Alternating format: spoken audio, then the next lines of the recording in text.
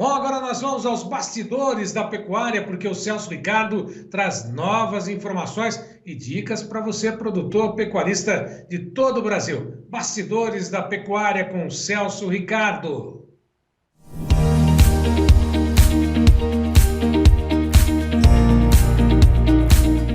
Olá, meus amigos do canal Tempo e Dinheiro, aqui quem fala é Celso Ricardo e hoje nós vamos falar sobre o mercado do boi, mercado da carne, arroba do boi e arroba comercial de venda. Eu sei que alguns assuntos, muitos deles não vêm à tona, não são trabalhados, não são debatidos e eu acho que por muitos anos eu venho defendendo a representatividade da pecuária de corte, a falta de informações para a pecuária de corte com relação a toda a cadeia produtiva. E eu acho que o pecuarista brasileiro já passou da hora de se posicionar diferente, tendo ele, pecuarista, uma participação, uma importância muito grande dentro da cadeia produtiva. Talvez até mais do que o próprio frigorífico. Sabendo que as operações se completam, mas os frigoríficos, por estarem posicionados de uma maneira estratégica favorável, acabam se colocando como peça fundamental e importante dentro da cadeia produtiva, e isso não é verdade. Uma boa representatividade hoje da pecuária de corte, não estou falando de associações, porque associações acabam se misturando com interesses políticos. Representatividade à parte, para trabalhar os interesses da pecuária de corte, com certeza iria mudar esse cenário desfavorável e a realidade seria outra bem diferente. Por isso que faço alguns comparativos e estou sempre analisando países que têm uma produção de carne diferenciada e que estão no mercado externo também com uma posição diferente, comercializando carnes de mais qualidade e com melhores preços, como por exemplo os Estados Unidos e a Austrália. Nesses países o pecuarista tem muita voz, ele age muito forte dentro da cadeia produtiva, porque governos e representantes atuam de uma maneira igual para todos. É normal nós vermos nos Estados Unidos políticos estarem cobrando de alguns frigoríficos posicionamentos diferentes. Mas aqui no Brasil, como as grandes empresas sustentam e financiam em alguns momentos a política, os grandes frigoríficos acabam tendo privilégios e a pecuária de corte fica para segundo e terceiro plano. Precisamos mudar esse resultado, precisamos mudar esse cenário muito rapidamente para nós começarmos a apresentar cenários favoráveis ou melhores cenários para a pecuária de corte no Brasil. Quais são as expectativas para o mercado do boi para os próximos meses? Nenhuma expectativa positiva.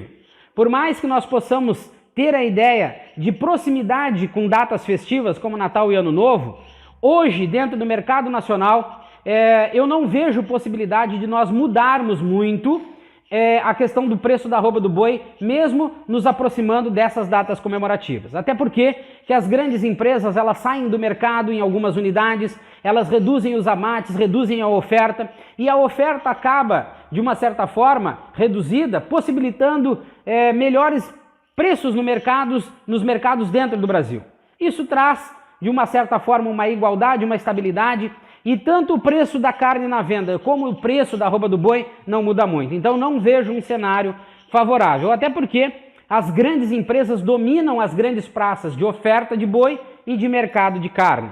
Como elas conseguem exportar e garantir uma margem de lucro melhor, elas derrubam o mercado interno quando querem e também a concorrência, que isso é muito bom para a pecuária de corte, e elas também conseguem, a partir dessa grande representatividade e saída da escala de abate, derrubar o preço do boi quando querem. Essa falta de concorrência devido a essa grandeza, e essa grande representatividade dos grandes frigoríficos em pontos estratégicos dentro do Brasil acaba favorecendo eles e dificultando o desenvolvimento dos demais. E isso para a pecuária de corte é muito ruim. Também é bom lembrar que no Brasil existem dois tipos de pecuária. A pecuária que trabalha fora do indicador CPEA, que hoje já está praticando um preço de arroba do boi na casa de R$ 180, R$ 185. Vaca, nós nem falamos no mercado, mas tem também a pecuária do indicador CPEA, que parte de um princípio dos frigoríficos que exportam.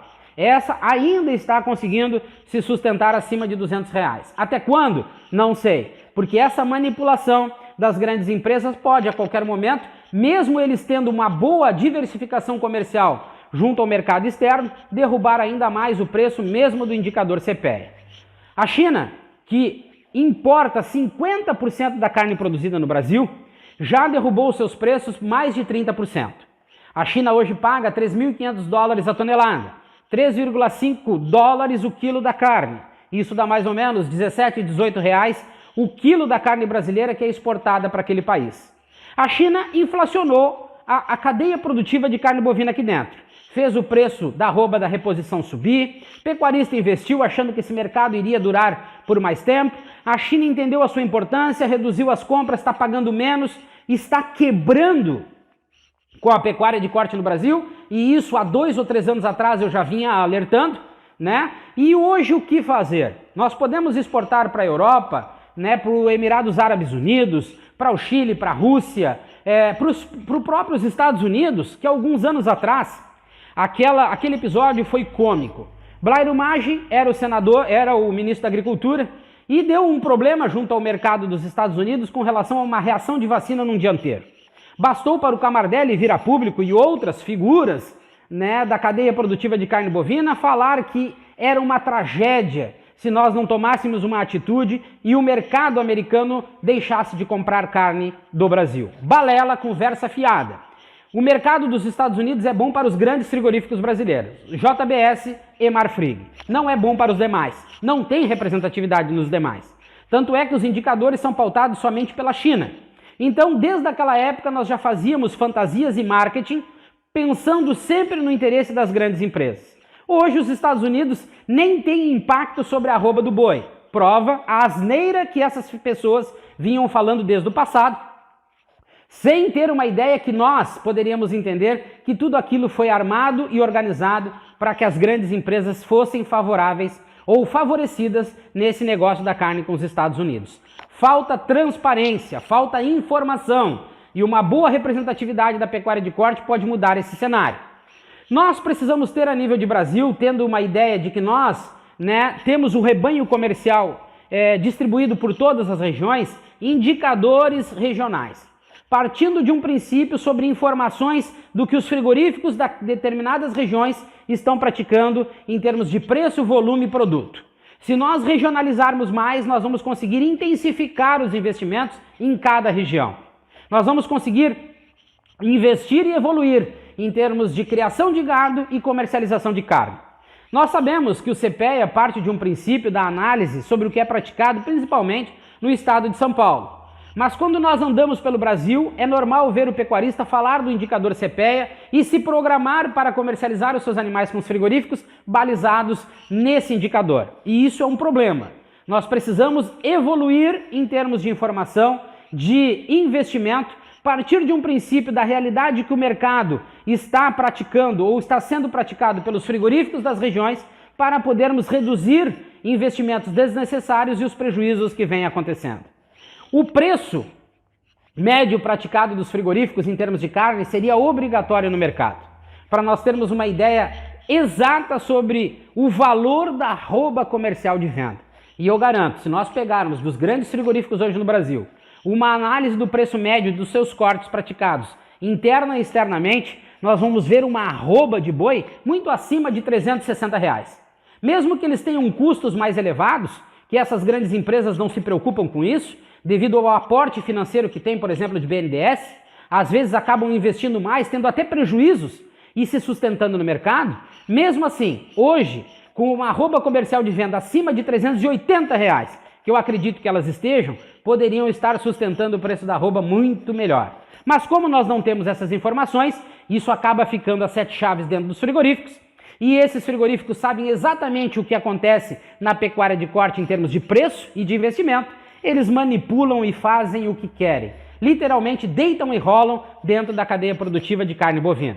É indispensável esse comparativo entre a arroba comercial de venda e a arroba comercial do boi para nós podermos traçar e entender o que de fato a cadeia produtiva de carne bovina está vivendo no Brasil. Quando a gente fala do mercado internacional, a diversificação é grande. Dentro do Brasil ela é tão grande quanto. Nós temos o mercado de atacado, que esse tem grande volume, mas preço baixo, produto de menor qualidade. Mas nós temos o mercado do varejo, nós temos o mercado das carnes especiais, que este mercado garante para os frigoríficos até margens superiores a 40%. Por isso que eu digo que a arroba comercial de venda, se vier a público, nós vamos conseguir ter uma ideia exata da margem de lucro que os frigoríficos têm, pressionando a arroba do boi do jeito que eles estão pressionando para baixo. Transparência e informação. Coisas que uma boa representatividade da pecuária de corte poderia estar reivindicando, e o cenário hoje poderia ser muito mais favorável para o pecuarista brasileiro. Um forte abraço a todos e nos encontramos aqui no próximo programa no canal Tempo e Dinheiro. Um abraço.